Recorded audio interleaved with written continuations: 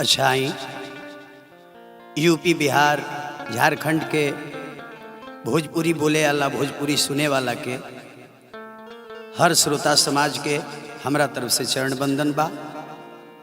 बसंत पंचमी के शुभ अवसर पर संगीत के अधिष्ठात्री सामवेद के मालकिन माता सरस्वती के रवा सबके समक्ष एगो वंदना हम सुना रहल बनी। हमरा आशा ना पूर्ण विश्वास बा कि रवा सभे लइका के प्यार दुलार आशीर्वाद अवश्य देह। लइका वही माई के दरबार में जाके माई से का कहता,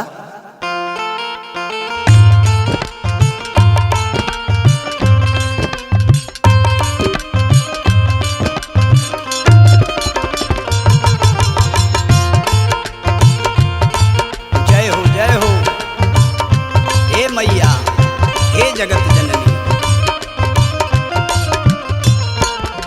राधा के धिया मैया विष्णु के प्रिया मैया, राधा के धिया मैया विष्णु के प्रिया मैया,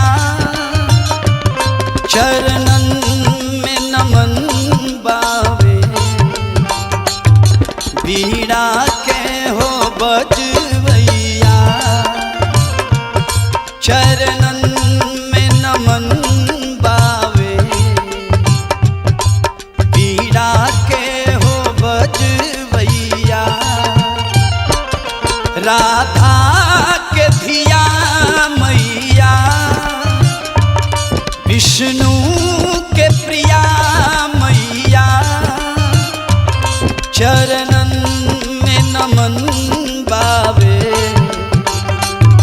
बीड़ा के हो बजवैया, चरणन में नमन बावे बीड़ा के हो बजवैया।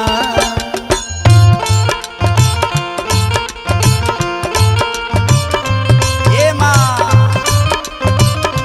आवा मैया आवा,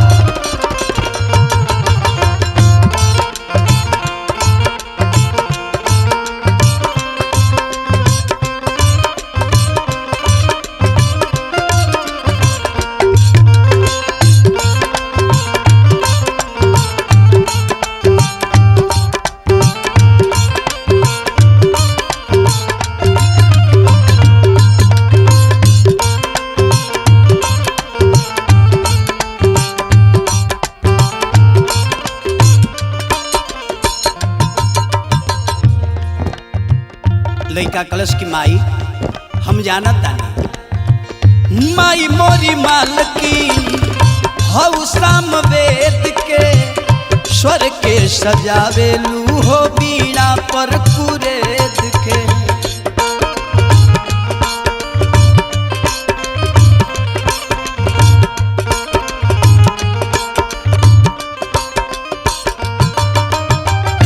माई मोरी मालकी हऊ सामवेद के स्वर के सजावेलू हो बीड़ा पर कुरेद के, बैकुंठ के रहवैया सुरताल के रचवैया, बैकुंठ के रहवैया सुरताल के रचवैया,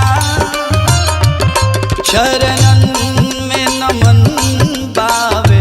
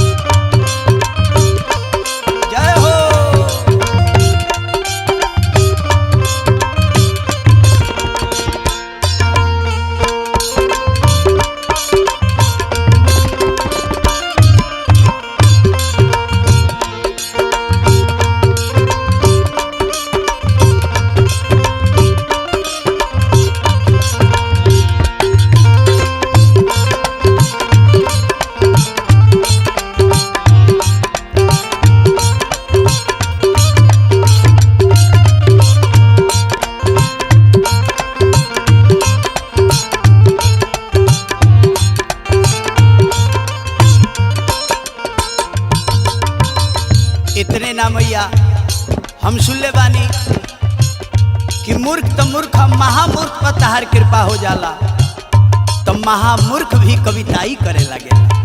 हे माँ कालिदास अनपढ़ बन गईले कवि, वाल्मीकि चोर के सुधर गईल छवि।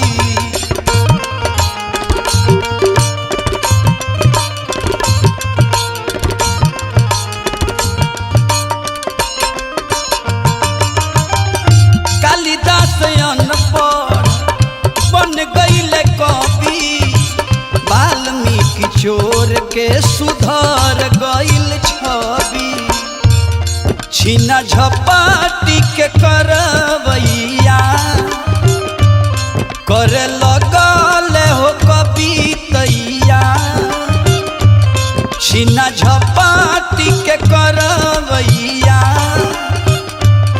करे लगले हो कवितैया। शरणन में नमन बावे, बीड़ा के हो बजवैया। चरणन में नमन बावे, बीड़ा के हो बजवैया।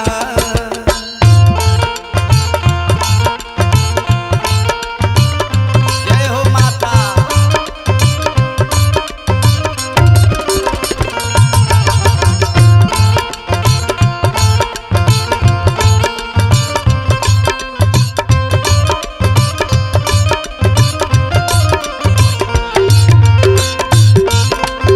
बना रही निक्कू बाबू, धर्मेंद्र बाबा, बबलू जी।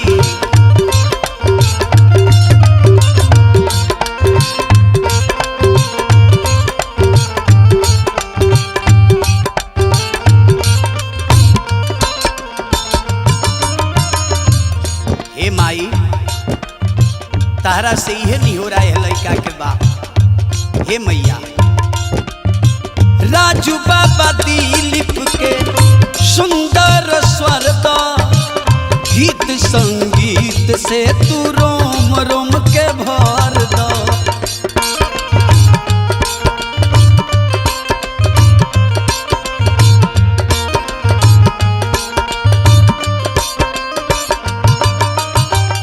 राजू बाबा दिलीप के सुंदर स्वर दा, गीत संगीत से तू रोम रोम के भर दा।